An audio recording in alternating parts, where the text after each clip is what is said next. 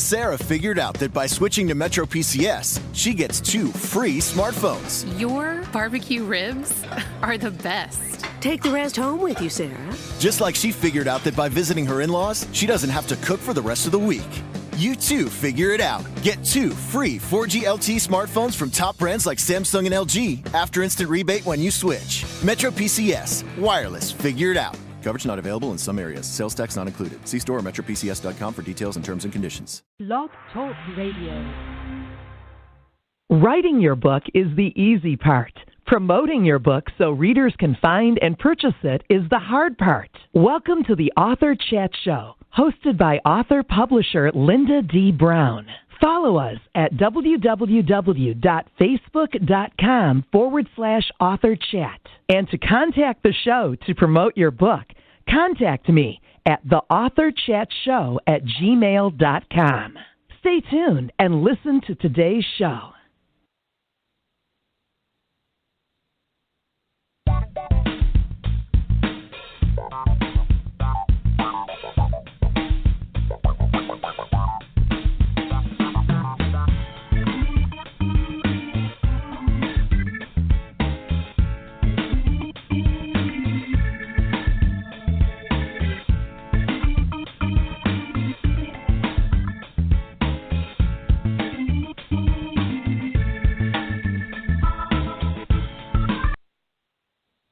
Good afternoon and welcome to the Sunday edition of the Author Chat Show.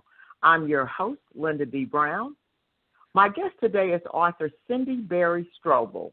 Cindy is stopping by the Author Chat Show to discuss her book, What Are Your Treasures?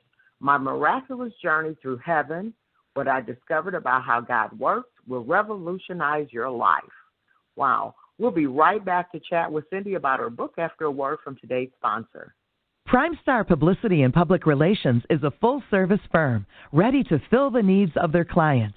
Owner Helen Cook has more than 32 years of publicity, public relations, advertising, and marketing experience, and she focuses her professional talents on working with her clients' strengths to create customized, strategic campaigns, whether their needs are great or small.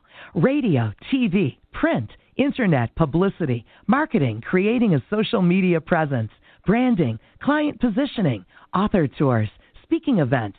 These are just some of the services PrimeStar provides for their clients. For a complete list of services and other information about the company, please visit our website, www.primestarpublicity.com, or email Helen at helen.cook@primestarpublicity.com, or phone 903-654-0938. PrimeStar's home office is located in the Houston, Texas area.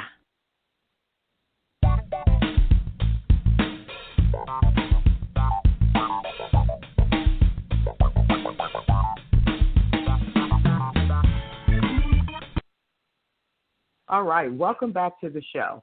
We're chatting with author Cindy Barry Strobel, who's stopping by the show to discuss her book, What Are Your Treasures? My Miraculous Journey Through Heaven. What I Discovered About How God Works Will Revolutionize Your Life. Cindy, welcome to the show. Thank you, Lynda. I appreciate it. I feel honored. Oh, it's a pleasure to have you on the show. It really is. And I believe, Cindy, since we've had so many issues trying to get you on the show, that you're going to share something really wonderful with our listening audience. So we are waiting with bated breath to hear what you have to say about your book. Before we chat about the book, since this is your first appearance on the show, why don't you tell us a little bit about yourself? Well, I'm really just a small-town girl. I grew up in a town in Texas called Bowie, Texas. I grew up on a farm. I was not a member of 5 members of my family, 5 children. My mother and dad had 5 children. I'm a middle child. I always dreamed of living on a lake one day, and that dream finally came to fruition when I met my husband. He built me a house here on Cedar Creek Lake, and I have 2 grown children, 2 grown boys who have lives of their own. They're very successful, and they're both did their businesses. And this brought me forward to do what I was supposed to do or meant to do in my life, and that was, since my first journey, I think, was living here on the lake. There was driftwood always falling up and around in the water over here since we live in a big lake, and I started building crosses, mirrors, and tables out of driftwood and chandeliers out of driftwood. And that went along for a few years, and then I joined the church, and I went to a Bible study one evening, and the host there asked the people there if they would give up their remembrances of being baptized. Well, at that time, I could not remember being baptized due to my auto accident, which brought about my book. And I told them about my auto accident, and that's when my book came to fruition, because one of the hosts asked me if I'd ever written it down, and I told them no, that I hadn't, because after my accident, I'd had a brain injury, and the brain injury was relearning how to do functional things like how to read, how to write, how to open simple things like can openers and just the everyday type of living type of things.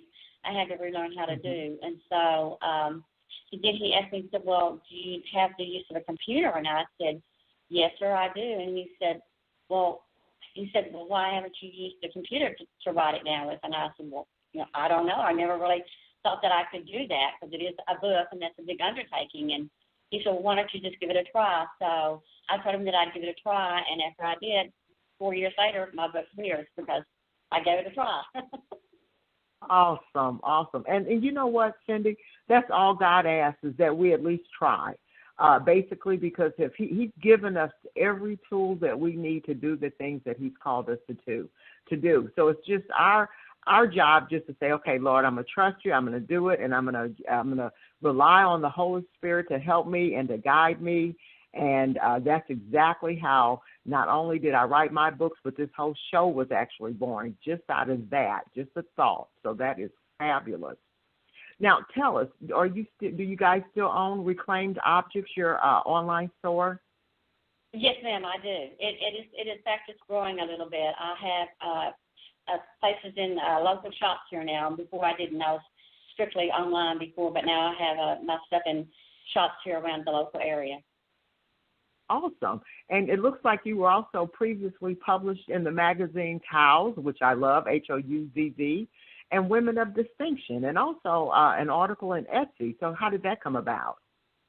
Well, that came about is really like, I think God brings you things, because it really wasn't much that I was really seeking. I was just, kind of piddling around trying to make my reclaimed objects become known a little bit better. And, of course, online you have to do research and figure out where to make your book be known. And I did research, and my niece did Etsy in the past, and so she said, you tried Etsy? And I said no, and so I got online and started with Etsy, and from there, that's where I won a couple of awards with Etsy, and then from there it just kind of grew.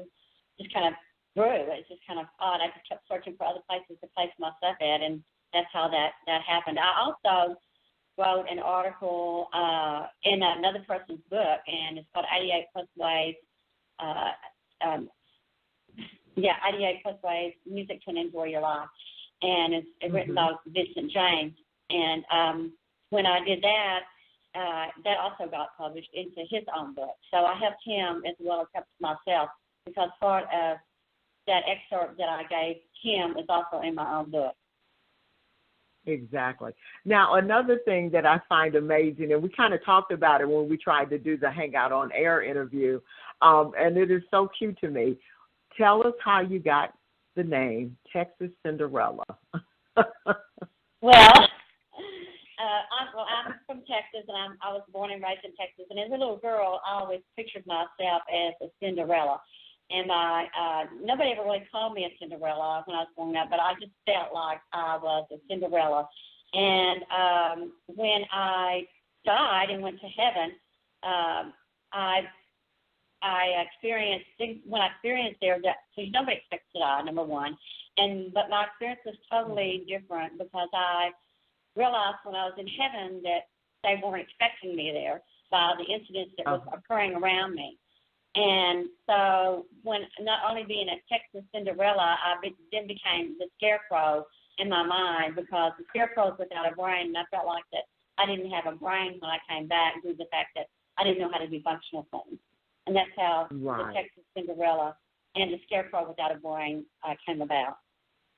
That is so adorable. That is totally adorable.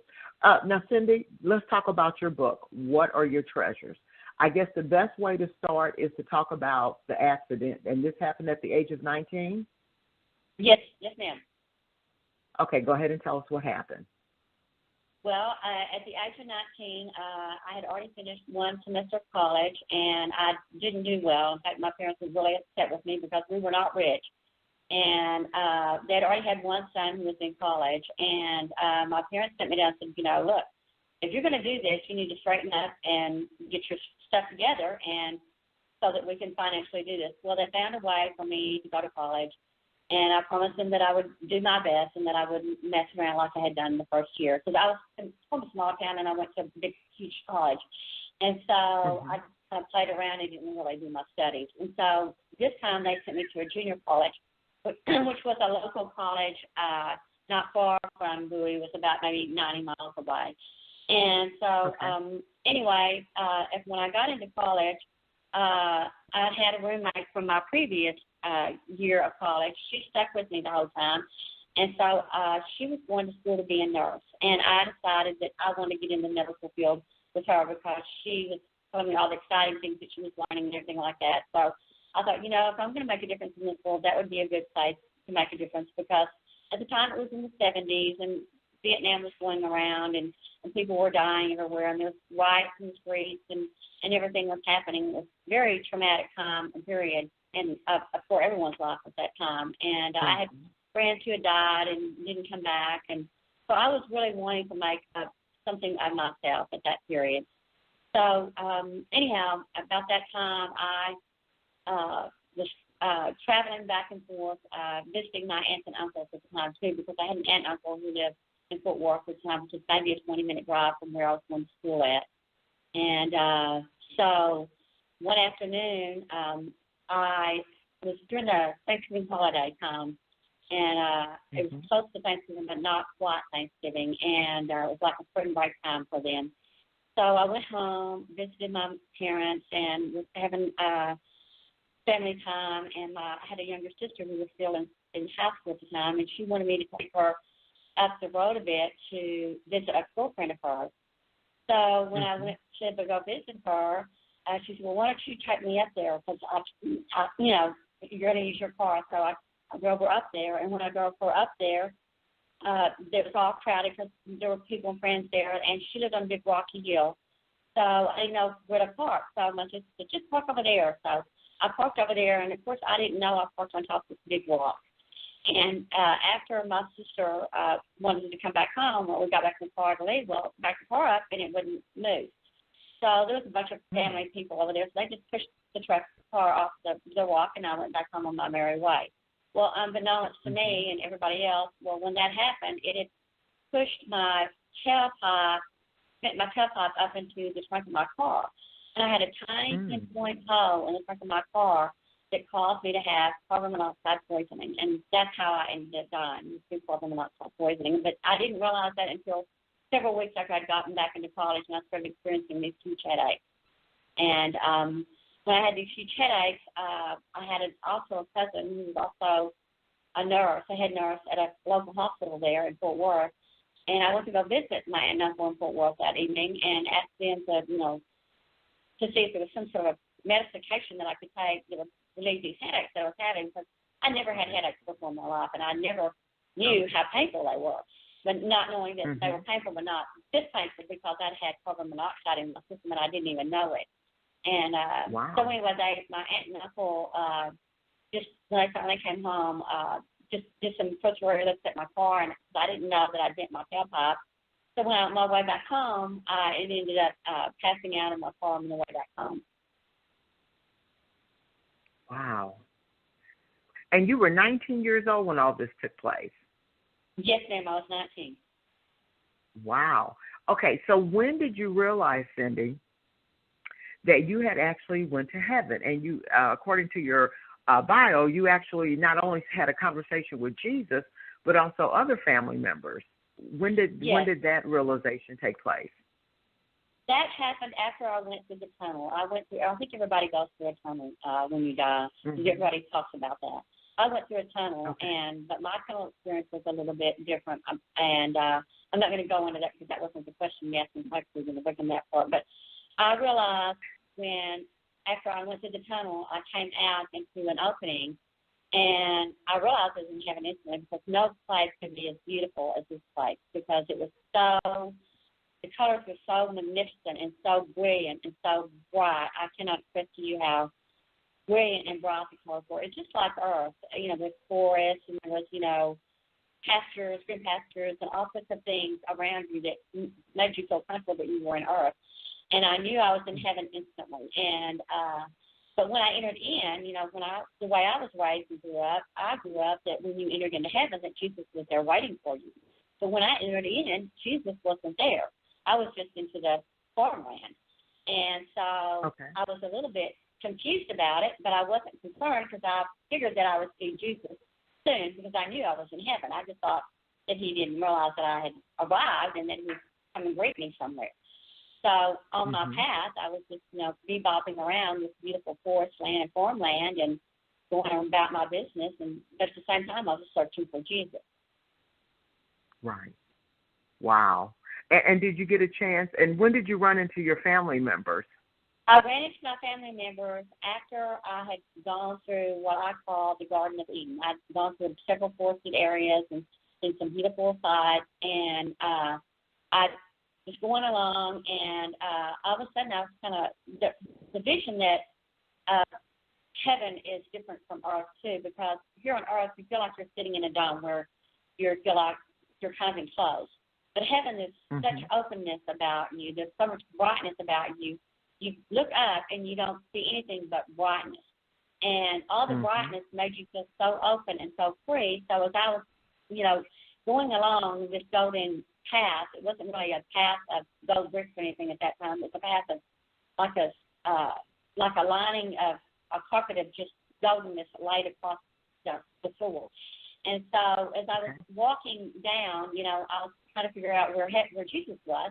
And as I looked in front of me, I saw these golden gates and the city of heaven, who I thought was the city of heaven. So I was going down that path, and I was looking and observing everything around me because I wanted to take everything in because it was so beautiful and so magnificent. And as I looked around, I saw in the distance this man. His back was to me, and I thought that must be Jesus. He was way back in the distance, and I couldn't see what he was doing, so I got off of this path and got on to another path. And going to this path, the closer I got to this person, I was thinking that it was Jesus, but then the closer I got to it, I realized that it wasn't Jesus. And finally, when I got there, I realized that it was my grandfather that I had seen. And as I got close enough to him, I finally got close enough to him to where I could talk a little bit. And I talked to him, and I yelled at him across this way. As I got close enough, I looked down below me, and I realized that he was sitting on a big, giant rock of boulders. Him and some other families were sitting on the giant rock of boulders, but they were on the other side of this giant river. And I was on the other side, and he was on one side, and I couldn't figure out how to get over there. And so I then yelled at my grandfather and said, hi, and he waved at me back, and I said, are you fishing? And he said, yes, I'm fishing. And I said, are you catching anything? And he said, yes, he didn't say verbally yes. He just reached down and put up a big finger of fish, and the fish were so many and so enormously big and so many different kinds. It just got me so excited that I wanted to be over there with him. And so I realized that I couldn't cross over at that point, so I waved to him and I said, I'll be back. I'm going to come back and I'm trying to find a way to cross over. So I left him and started going down, following this riverbank, trying to figure out how to get over. And I eventually found that I couldn't. There's no way I could get over at that point because the river was so wide and so deep. There was just no way I could get over. And I was sitting there pondering, what do I do? How do I get over there? And then I realized that this must be a test because I'm not meant to get over there at this time. Jesus has to bring me over there. For some reason, it just dawned on me what I was doing. I was going the wrong direction. I couldn't come to Jesus that way. He had to come to me.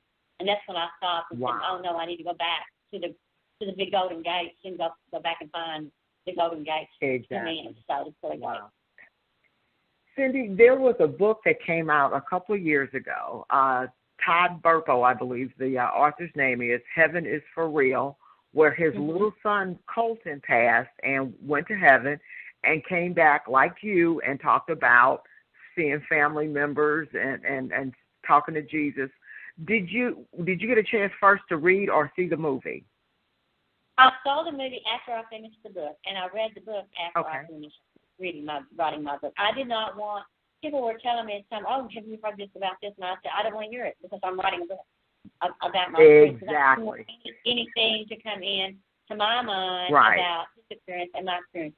And I find it very refreshing and rewarding that he possibly did see his grandfather, because I feel that the Lord brings people to your life to give you messages in your life, to tell you things and to relate to you.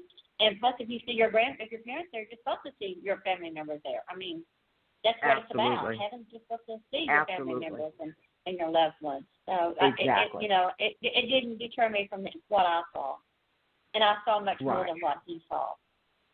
All right. We don't want to give too much away because we definitely want people to log on to Amazon, Barnes & Noble, your website, to get a copy of the book. And again, for my listening audience, the title of the book is What Are Your Treasures? My Miraculous Journey Through Heaven, What I Discovered About How God Works Will Revolutionize Your Life. Now, we're going to take a quick commercial break. When we come back, Cindy is going to actually read an excerpt from her book. So don't go anywhere. Stay tuned. You really want to hear this. PrimeStar Publicity and Public Relations is a full-service firm ready to fill the needs of their clients. Owner Helen Cook has more than 32 years of publicity, public relations, advertising, and marketing experience, and she focuses her professional talents on working with her clients' strengths to create customized, strategic campaigns, whether their needs are great or small. Radio, TV, print, internet, publicity, marketing, creating a social media presence, branding, client positioning, author tours, speaking events.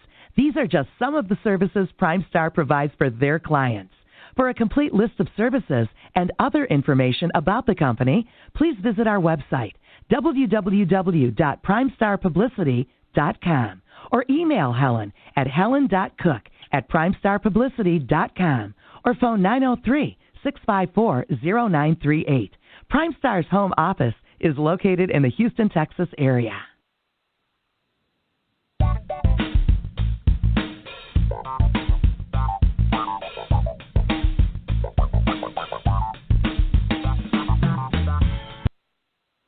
All right, welcome back to the show. We're chatting with author Cindy Barry Strobel, who's about to read an excerpt from her book, What Are Your Treasures? My Miraculous Journey Through Heaven, What I Discovered About How God Works Will Revolutionize Your Life. Cindy, what page or what chapter will you be reading from? I'll be reading from chapter 8, and this is after I had already gone through heaven and talked with Jesus. Okay. Should I start now? Start whenever you're ready. Yes, ma'am. Okay. Chapter 8, Closing Books and Unlocking Doors. Jesus turned and said, "Follow me. We are going back a different way than you came. You need to pay close attention to what I am saying. We don't have much time. When I say it is time to go, do not linger. Just go." I understood I should run as fast as I can when it was the right moment and not look back. It was not what I had expected. I asked him if I would see Grandpa again. I wanted to tell him I had chosen to go back instead of staying. I didn't want Grandpa and the other relatives to wonder what had happened to me. Jesus replied, He already knows, and do not worry. We eventually reached a place where he stopped walking. I didn't realize he was standing on top of a huge hill until he unexpectedly came to a stop, and I looked out below me, over an open field. A short distance away, I could see a brilliant white stallion standing below us, all alone. The glowing stallion was taking a bite of the lush green grass. His ears were turned with expectancy, as if he were waiting for a word from his master. The radiant stallion appeared to look a little bit different than when I first saw the dazzling stallion upon entering into heaven. He was unbridled then. Now the horse appeared regal. Its shining body was so silvery, its long mane appeared to be lustrous.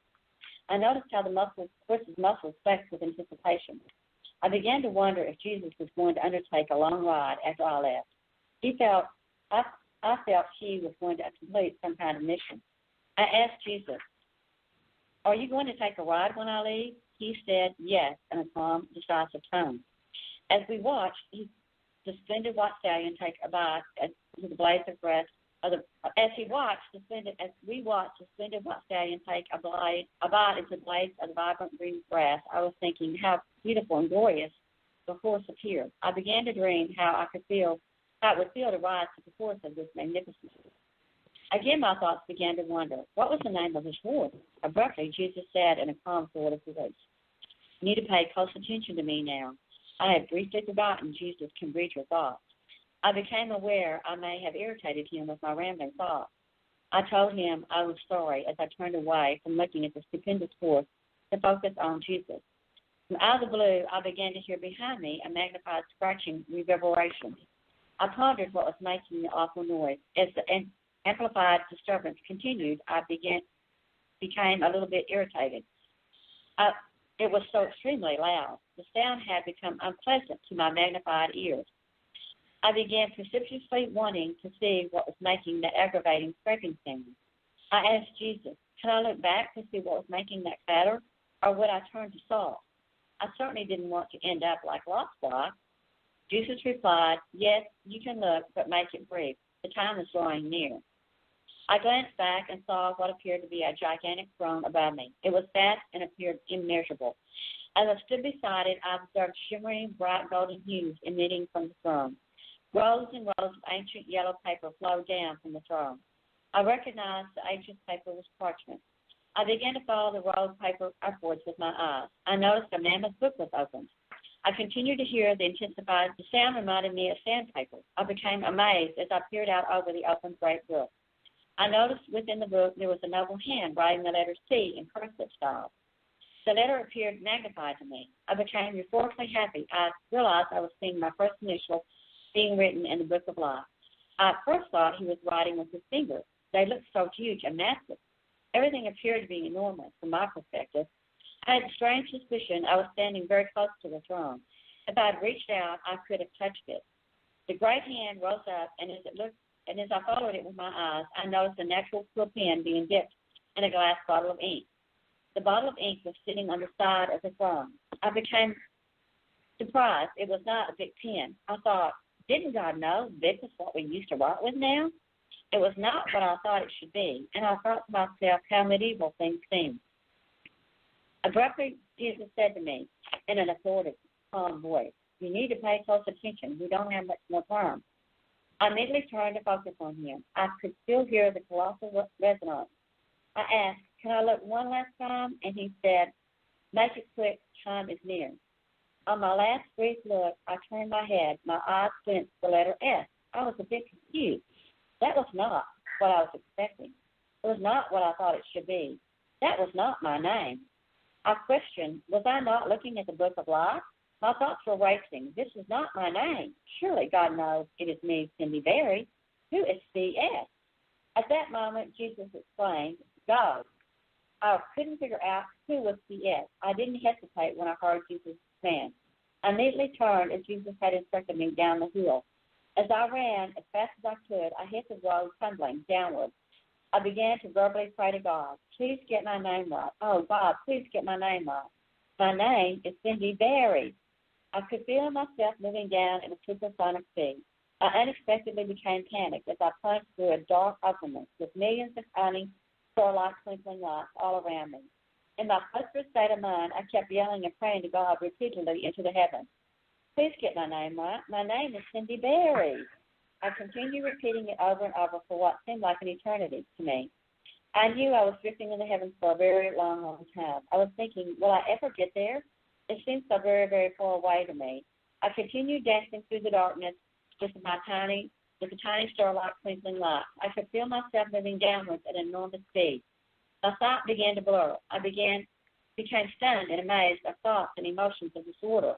I couldn't comprehend what was happening to me. I became surprised when out of nowhere I suddenly heard a sonic boom. To my wonder and astonishment, the sonic boom was so piercing it vibrated me to my very core. It seemed as though my bones shattered. I grasped it was the slamming of a gigantic door. I knew I had left the doorway to heaven behind me. The booming jolt continued to vibrate me through my innermost being. I experienced detachment as I suddenly recounted what I had just happened to me. After hearing the feeling of heaven's door, I gradually pondered, did I make someone mad with all that yelling and screaming throughout the heavens? I felt confused about things. It didn't seem like me to act that way. I was wondering if anyone in heaven could also feel or hear the slamming of the door, as I did. The shock waves continued to vibrate and shake me down to my eternal being. I again pondered who and how many people heard my screaming of my name throughout the heavens. Did everyone hear it? I became concerned as to what they thought of me, if they did. Were they laughing at my obvious confusion, or were they angry and mad at me for not being reverent? Afterwards, I began to wonder more about my own behavior. Why was I not more reverent? The sealing of the doors to heaven caused an uneasiness within me. I began to feel I was kicked out. I felt as though I had gotten the boot.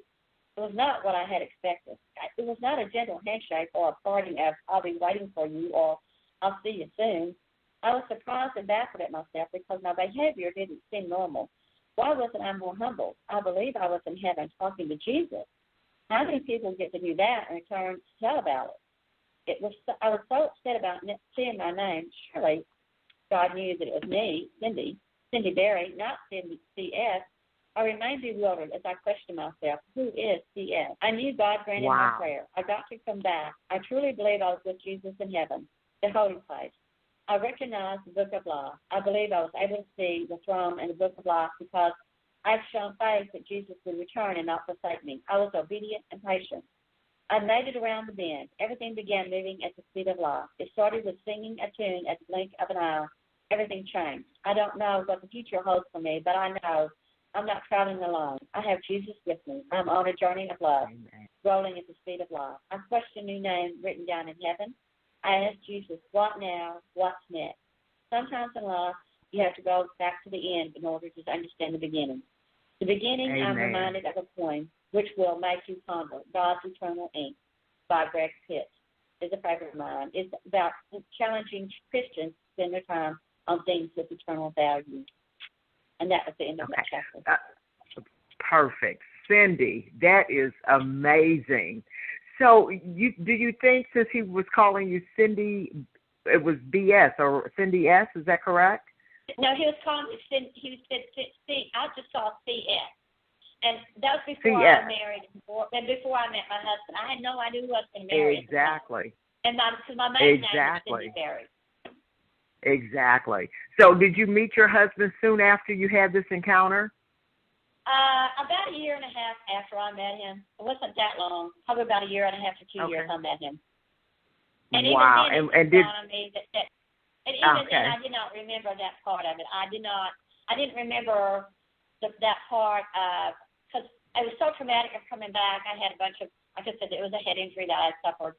And struggling through all of that head injury, I was focusing on trying to get well and get myself focused in my life and what I was trying to do because my head injury was so traumatic that they didn't even think that I was even going to survive it. And in fact, I made medical history that day. And so I was focused on that. So I let all of that memory kind of like go to a different place in my mind, and I didn't really focus on it. So when I did meet my husband, and he did tell me who his name was and everything like that, it didn't dawn on me that I had forgotten about. I really hadn't forgotten about it. I guess I placed it somewhere far away. Because it didn't dawn on me until I wrote my wedding invitation that my name, that part did not come back forward to me. And then I realized, absolutely. This is something. Wow. Well, believe it or not, that's pretty much our show for today. That was amazing. And for my listening audience, again, the title of the book is What Are Your Treasures? My Miraculous Journey Through Heaven. What I discovered about how God works will revolutionize your life. Again, the author is Cindy Barry Strobel, and that's S as in Sam, T as in Tom, R. Richard, O. Oscar, B. Boy, E. Edward, L. Larry. The book is available at, of course, Amazon, Barnes & Noble, any place where books are sold, and currently on Amazon, the Kindle format is $6.99. It's also available in hardcover for $33.99, and the paperback is currently $16.71. Cindy, before I let you go, I have to tell you how much I love this book cover. How did you come up with the image with the book cover, or did your publisher come up with that? I came up with that because, like I said, I grew up in Texas, and on a farm, we used to have a truck just like that. Yeah.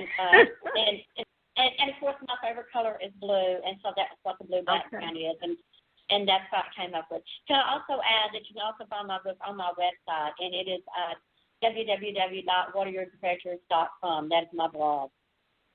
Absolutely. We will put that on our Author Chat Facebook page so readers can connect with you there. I also like the fact that you have Cinderella on the back of that truck. When I saw it, I just fell out laughing to myself because we were on the air. And I said, that is amazing. that was my husband's idea to put that on the back of the truck. And I loved it when he said that. So I'm really Absolutely. glad. Oh, absolutely. That's amazing. Well, Cindy, thank you so much for coming on the show today and sharing your story and your book with us. We wish you all the best. And are you currently working on a sequel to this? Or are you working on something new? I am working on getting an audio. My son, Logan, is in the business, and he is in the radio, TV, film business. That's what he went to college for. Okay. And he assured me that he's going to be working on an audio portion of this, which I didn't do with Westbo Press. So he's doing that for me. Wonderful. And I also, did send you.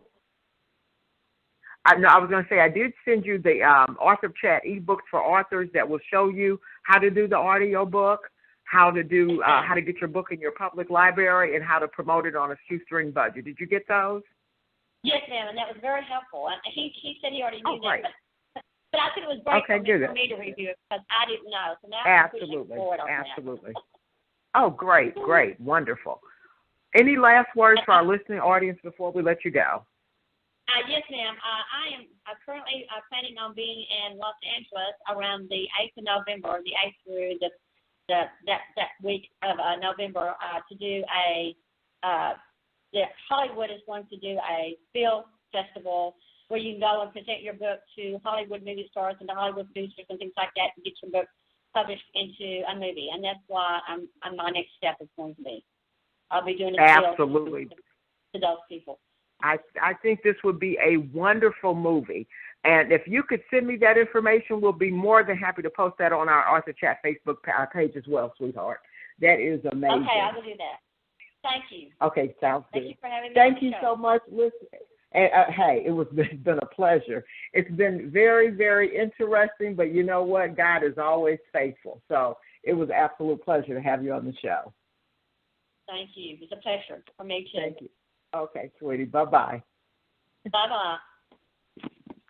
Okay, so that was author Cindy Barry Strobel. Again, the title of the book, What Are Your Treasures? My Miraculous Journey Through Heaven.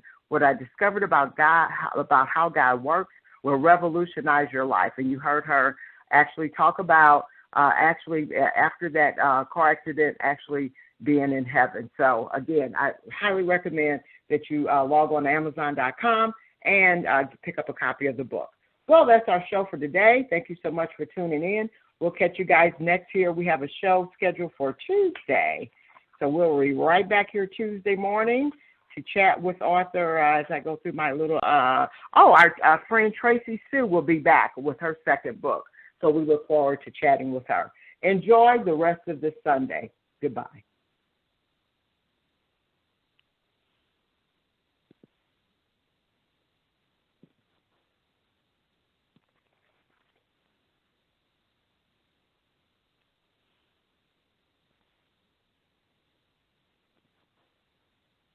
Sarah figured out that by switching to Metro PCS, she gets 2 free smartphones. Your barbecue ribs are the best. Take the rest home with you, Sarah. Just like she figured out that by visiting her in-laws, she doesn't have to cook for the rest of the week. You too figure it out. Get 2 free 4G LTE smartphones from top brands like Samsung and LG after instant rebate when you switch. Metro PCS. Wireless. Figure it out. Coverage not available in some areas. Sales tax not included. See store or metropcs.com for details and terms and conditions. Sarah figured out that by switching to Metro PCS, she gets 2 free smartphones. Your barbecue ribs are the best. Take the rest home with you, Sarah. Just like she figured out that by visiting her in-laws, she doesn't have to cook for the rest of the week. You too figure it out. Get 2 free 4G LTE smartphones from top brands like Samsung and LG after instant rebate when you switch. Metro PCS. Wireless. Figure it out. Coverage not available in some areas. Sales tax not included. See store or metropcs.com for details and terms and conditions.